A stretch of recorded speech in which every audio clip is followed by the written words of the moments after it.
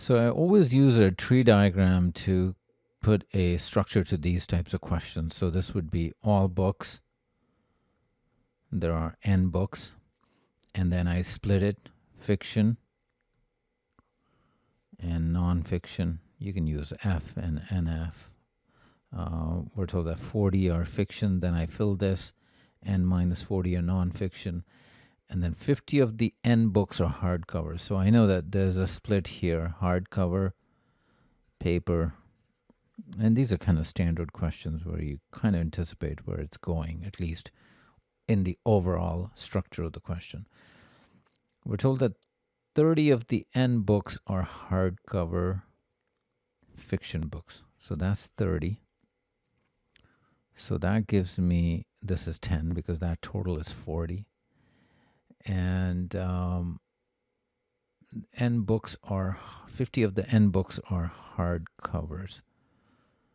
So that means this is 20 because those two collectively, that's a total of 50. And they, I guess, intentionally wrote it out instead of giving the number 50. And so I can fill this category because this plus that has to be n minus 40. You can call that y to do the algebra, or you can probably do it in your head as well. It's n minus 60. So I'll drop the y. This is n minus 60, and makes sense. If you add those two, you do get n minus 40. So that's the structure in the most general form based on everything they've given us. Question is, what's the least possible value of n? Now, here these numbers are, we can't do anything with these. The only numbers that will change with the value of n are all books, and then nonfiction, and then paper. Now notice, all of these have to be greater than or equal to 0. So here, for n minus 60 to be greater than or equal to 0, the least possible it could be is 60.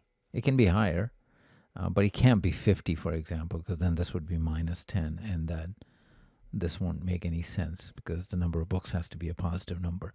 So the least value comes from that expression, which is 60, and that's answer choice B.